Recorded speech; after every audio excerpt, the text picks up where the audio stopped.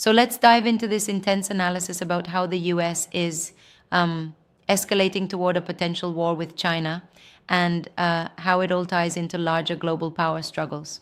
Yeah, definitely. Right, so we're seeing a critical breakdown of US foreign policy, yes? The narrative points to a dangerous trajectory, almost like the US is setting the stage for an inevitable conflict with China. Exactly. It's like the analysis by KJ No lays out how the US is, well, increasing its military posture and foreign interventions. And there's a lot of emphasis on the implications for not just the US and China, but for the global South too. Yeah, and speaking of the global south, I found it intriguing how the discussion touches on questions such as whether China is doing enough for Palestine. That's a major pivot, isn't it? Absolutely. It kind of challenges the traditional narratives. Like, it's not only about the US's aggressive policies, it's also exposing how China might be leveraging its image in places like Palestine to strengthen its moral high ground on the global stage. Right. And then there's the whole talk of US imperial decline. It's like the video suggests that as the US pushes militarism forward, its empire is visibly unraveling. Would you say that's a fair assessment? Yes, for sure. It's like this double edged sword where, on one hand, the US is intensifying its military actions to, well, assert dominance, and on the other hand, it's accelerating its own decay. Yeah. I'm wondering, though, if the US is really in decline, as some argue, then why would it take such risky steps that might actually expedite that decline? Isn't that a bit contradictory? That's a fair, really good point. It could be seen as almost a calculated gamble. The argument here seems to be that by engaging in bold military posturing, the US aims to distract from its internal weaknesses. Right, exactly. Yes, it's like a diversion tactic, isn't it? I mean, the idea is that the external conflict can unify domestic opinion temporarily, even if it's potentially disastrous in the long run. Right, and it's also interesting how the discussion reframes global issues like Palestine and connects them to US imperialism. It suggests that the policies of the US are not just about regional dominance, but actually influencing global power dynamics. Exactly. And the analysis really dives into the concept of global solidarity, spreading love and the idea of resistance against this kind of militarism. It's kind of like a call for people to look beyond binary narratives. Yeah, definitely. It points out that the world isn't just split into good versus bad, but rather a complex web of power struggles and resistance movements. Absolutely. Then there's the part about the scale and speed of the US empire's decline.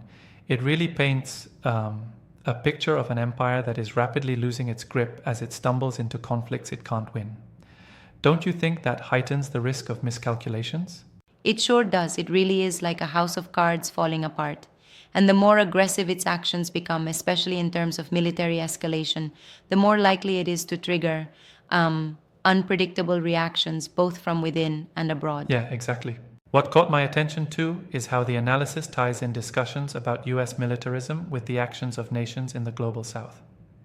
It almost implies that these nations are actively resisting not just US policies, but also a broader type of global injustice. Right. It's like there's a global counter-narrative forming. Countries in the South are saying, enough, we won't be pawns in another imperial game. Definitely. And this raises an important question. Is China positioning itself as an alternative for these nations, or is it simply another authoritarian player in the mix? That's where the debate gets really spicy.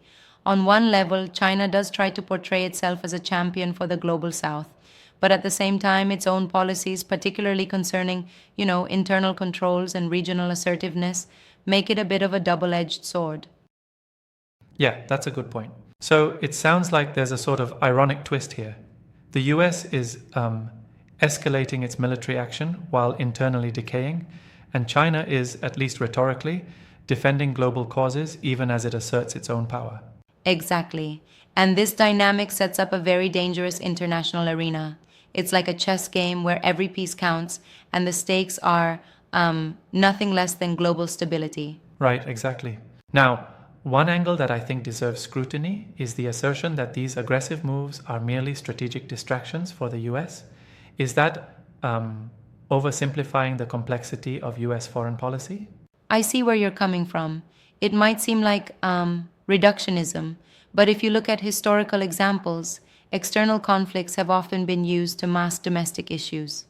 Although it's not the whole picture, it does add a layer of critique to US policy. Yes, I suppose that makes sense. True, but I also wonder if downplaying the strategic dimension might ignore legitimate security concerns on the part of the US, even if they are sometimes exaggerated. Yeah, that's a solid counterpoint. It's a balancing act. There's, on one hand, real geopolitical competition, and on the other, internal crises that can drive foreign policy. Exactly.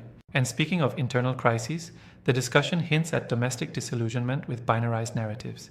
It's like, instead of accepting the world as two opposing camps, the conversation calls for a more nuanced understanding. Right, it emphasizes solidarity, love, and even a kind of artistic expression as a remedy to apathy. It's refreshing to see that angle amid all the talk about hard power and strategic maneuvers. Yeah, absolutely. It almost seems like there's a cultural revolution lurking under the surface, one that challenges both the oppressive policies of the US and potential authoritarian trends elsewhere. Exactly, it's like a pushback against the binary of good versus evil.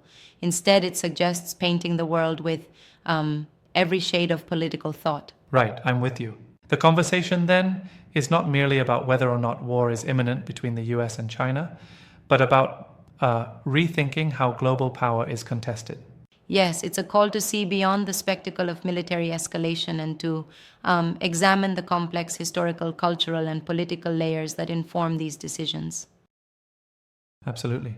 This kind of analysis can be pretty sobering. It's like, if you zoom out, the real issue might be not just about a potential war, but about the systemic problems in global governance. Would you agree? For sure, it's like peeling away layers of an onion. Each layer reveals another aspect of decline, resistance, or power reallocation. The image of US imperial decline, for instance, is not merely a policy failure, but a symptom of deeper structural issues. Yeah, I get that. And I guess that also ties into the idea that the global south can, in some ways, chart its own course if it doesn't fall in line with the traditional powers. Exactly. It's a hopeful yet dangerous proposition. If the nations in the South can successfully assert their sovereignty and redefine alliances, it might well shift the balance of power for the better. Yep, for real.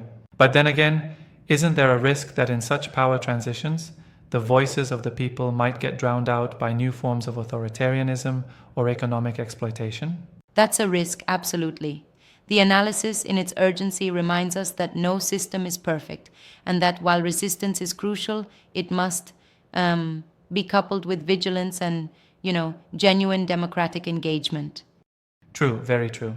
So, if we are to look at this escalation narrative, it's basically a multi-layered critique of US policies, of global power dynamics, and of the way narratives are controlled. It really challenges us to think critically. Right, it makes you think about how each aggressive move might just be a symptom of a larger failing system. And it invites us to, reimagine what solidarity and global justice could look like if we broke out of these binary conflicts. Absolutely, exactly. Wow, what an insightful discussion.